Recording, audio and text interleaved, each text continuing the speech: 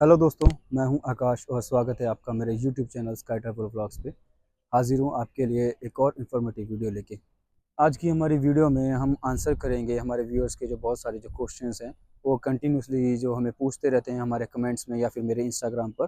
तो मैं कोशिश करूँगा कि उनमें से जो आपके जो कॉमन जो क्वेश्चन होते हैं उनका मैं इस वीडियो में आंसर दे सकूँ। ऑब्वियसली बहुत सारे लोग जो है मकाऊ में काम करना चाह रहे हैं और मकाऊ में काम करने का जो प्रोसेस है, प्रोसीजर है, उसके बारे में वो जानना चाहते हैं और उसके रिगार्डिंग ही उनके बहुत सारे जो क्वेश्चन जो हैं होते हैं मोस्टली। तो आज हम बारी-बारी से इन क्वेश्चंस के बारे में जानेंगे।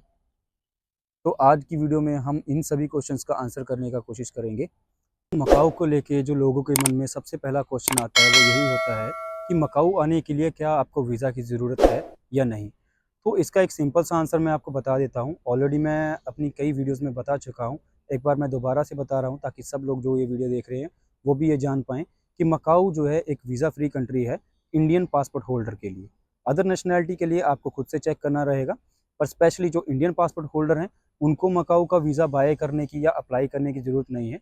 वो जस्ट डायरेक्ट फ़्लाइट बुक करके यहाँ पर आ सकते हैं। एट द इमिग्रेशन उनको जो है यहाँ पे वीज़ा मिल जाएगा। और दूसरा जो क्वेश्चन है कि हमें कितने दिन का वीज़ा मिलेगा अगर हम मकाऊ आते हैं एज़ अ टूरिस्ट। तो देखिए, पहले क्या होता था कि अगर आप मकाऊ में डायरेक्ट एंट्री ले रहे हैं, तो आपको 30 दिन का वीज़ा मिलता था। बट ले अभी रिसेंटली जो पिछले 3-4 महीनों से जो ऐसा हुआ है कि अगर आप मकाऊ के एयरपोर्ट से एंट्री ले रहे हैं, तो आपको वीज़ा जो है as per your show money दिया जा रहा है। यानी कि जितनी भी आपके पास में शो मनी है, उसके अकॉर्डिंगली इमिग्रेशन डिसाइड करेगी आपको कितने दिन का वीज़ा देना है। यानी कि वीज़ा फ्री ऑफ कॉस्ट रहेगा, पर जितनी भी आप शो मनी कैरी करेंगे उसके अकॉर्डिंगली वो आपको 1 हफ्ता, 10 दिन, 15 दिन या 20-22 दिन या 1 महीने का वीज़ा दे सकते हैं। और दूसरा, अगर आप हांगकांग के थ्रू, यानी कि जिनके पास में हांगकांग का प्री अराइवल है और वाया हांगकांग वो मकाऊ में एंट्री ले रहे हैं, उनको अभी भी जो है 30 दिन की एंट्री मिल रही है मकाऊ में। 30 दिन का यानी कि टूरिस्ट वीज़ा उनको मिल रहा है। और जो दूसरा सबसे बड़ा क्वेश्चन होता है लोगों के मन में मकाऊ में, कि अगर वो यहाँ पे विज़िट वीज़ा पे आ रहे हैं, तो क्या वो जॉब फाइंड कर सकते हैं या जॉब के लिए अप्लाई कर सकते हैं? तो इसका भी एक सिंपल सा आंसर है, बिल्कुल। आप अगर यहाँ पे टूरिस्ट वीज़ा पे आ रहे हो और आपको आपकी प्रोफ़ाइल के अकॉर्डिंगली कहीं पे आपको वैकेंसी मिल रही है, तो आप श्योर वहाँ पे अप्लाई कर सकते हैं। तो इसमें कोई भी आपको रोक-टोक नहीं है, आप अप्लाई कर सकते हैं, इंटरव्यू दे सकते हैं और इन केस अगर आपका इंटरव्यू हो जाता है और आप सेलेक्ट भी हो जाते हो जॉब के लिए, तो आपका वर्क परमिट का जो प्रोसेस है वो स्टार्ट हो जाएगा।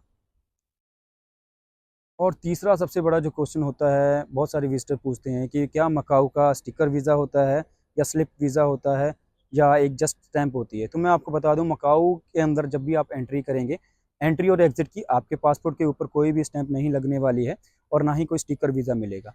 ये जस्ट एक पेपर वीज़ा होता है, स्लिप होता है, एक स्लिप होती है छोटी-सी, जिसके ऊपर आपकी पासपोर्ट की डिटेल्स, आपका नाम और आपके जो वीज़ा की वैलिडिटी है, कितने दिन की, ये सब लिखा रहता है।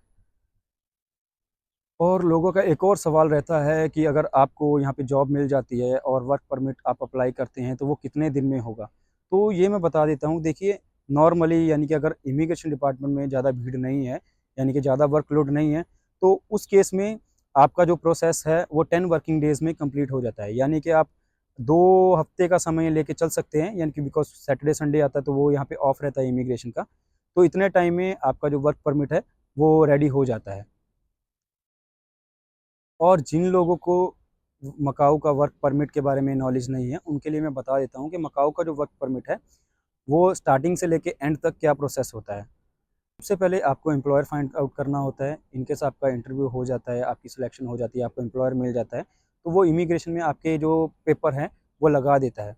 और उसके बाद में जब आपका जो प्रोसेस कंप्लीट होगा, तो सबसे पहला जो वर्क परमिट आएगा, उसको वर्क परमिट नहीं, यहाँ पे लोकल लैंग्वेज में हम ग्रीन जॉब बोलते हैं। यानी कि आपका जो इमिग्रेशन जो पेपर होगा, जिसके ऊपर कि आपकी कंपनी की डिटेल्स होंगी, आपकी डिटेल्स होंगी, कंपनी का नाम होगा और आपका जो कॉन्ट्रैक्ट पीरियड होगा, वो कितने टाइम का है, 6 महीने, 4 महीने, 1 साल, 2 साल, कितना भी होगा वो सब उसमें लिखा रहता है। और उसके ऊपर एक जो स्टैंप लगती है इमिग्रेशन डिपार्टमेंट की तरफ से, वो ग्रीन कलर की होती है, इसीलिए उस पेपर को ग्रीन जॉब पेपर हम कहते हैं। और इस ग्रीन जॉब पेपर के ऊपर आप मकाऊ में एंट्री ले सकते हैं। सबसे पहले प्रोसेस ये होता है कि आपका ग्रीन जॉब पेपर अप्लाई होगा। ग्रीन जॉब जब आपकी आ जाएगी, इन केस कि अगर आप मकाऊ के अंदर हो, जब आपका ग्रीन जॉब पेपर जो है अप्लाई हुआ था और वो इशू भी हो चुका है, उस समय आपको जो है मकाऊ से एग्ज़िट करना रहेगा। नियर बाय आप किसी भी कंट्री, जैसे कि हांगकांग है, अगर आपके पास में चाइना का वीज़ा है, हांगकांग का वीज़ा है, या आप थाईलैंड, मलेशिया, सिंगापुर या फिर आप अपनी होम कंट्री भी जा सकते हैं। उसके बाद आपको वो इमिग्रेशन लेटर लेके जो है दोबारा री एंटर करना होगा मकाऊ में। तो ये उसका प्रोसेस है आपके टूरिस्ट वीज़े को वर्क वीज़े में कन्वर्ट करने का। और सेम प्रोसेस रहेगा, कोई भी स्टिकर वीज़ा, कोई भी स्टैंप आपके पास पासपोर्ट के ऊपर नहीं लगती है। सेम आपको जो पेपर स्लिप मिलेगी, जो वर्क परमिट के बाद में मिलेगी, वो आपकी स्लिप सेम रहेगी, जस्ट उसके ऊपर आपको मेंशन हो जाएगा कि आपका जो वीज़ा है, जो स्टे करने का वीज़ा है मकाऊ में वर्क करने के लिए, वो आपका जितने भी टाइम का आपका कॉन्ट्रैक्ट पीरियड जो है, उसके अकॉर्डिंगली रहेगा। और ये जब वर्क परमिट के बाद में आपका टूरिस्ट वीज़ा जो है वर्क परमिट में, वर्क वीज़ा में कन्वर्ट हो जाएगा, तो उसके बाद का जो प्रोसेस है वो भी मैं आपको बता देता हूँ कि यहाँ पे लोग पूछते हैं कि टीआरसी कार्ड का क्या प्रोसेस है। तो यहाँ का जो टीआरसी कार्ड है, यानी कि टेम्परेरी रेजिडेंसी कार्ड, जिसके बिहाफ़ पे आप यहाँ पे रुक सकते हो, उसको यहाँ पे लोकल लैंग्वेज में ब्लू कार्ड बोला जाता है। उसको ब्लू कार्ड बोला जाता है। उसके ऊपर आपकी कंपनी की डिटेल्स रहती हैं, आपकी डिटेल्स रहती हैं, और आपका यहाँ पे एक क्यूआर कोड जो मेंशन किया जाता है, जिसको स्कैन करने पे आप वेरीफ़ाई कर सकते हैं कि आपकी जो वीज़ा की वैलिडिटी है वो कब तक की है। जैसे कि लोगों का सवाल होता है कि ये टीआरसी कार्ड या ब्लू कार्ड बनाने में कितना समय लगता है, तो वो मैं बता देता हूँ कि जब आप जो है एग्ज़िट करके मकाऊ से आप ग्रीन चॉप को लेके मकाऊ में दोबारा एंटर हो जाते हैं, उसके कुछ समय के बाद आपके फिंगरप्रिंट्स होते हैं। वो आपकी कंपनी आपको बता देती है कितने टाइम पे आपकी अपॉइंटमेंट होती है, उस समय जाके आपको आपके फिंगरप्रिंट्स करवाने हैं, और फिंगरप्रिंट्स करने के बाद ये जो है 30 से 40 दिन का टाइम लगता है आपका ब्लू कार्ड इशू होने में। दोस्तों, मैं उम्मीद करता हूँ कि आपके जो मकाऊ के वीज़ा को लेके और मकाऊ के वर्क परमिट को लेके जो भी क्वेश्चन थे, वो सब मैं इस वीडियो में कवर कर चुका हूँगा। अगर इसके अलावा भी आपका कोई और क्वेश्चन है तो आप मुझे कमेंट सेक्शन में पूछ सकते हैं, या फिर मुझे मेरे इंस्टाग्राम पे आप रीच आउट कर सकते हैं, वहाँ पे फॉलो करके आप मुझे मैसेज कर सकते हैं। और जो भी आपका क्वेश्चन है, जो भी आपकी क्वेरी है, वहाँ पे आप मुझे पूछ सकते हैं, और जितना जल्दी हो सकेगा मैं आपको आंसर करने का कोशिश करूँगा।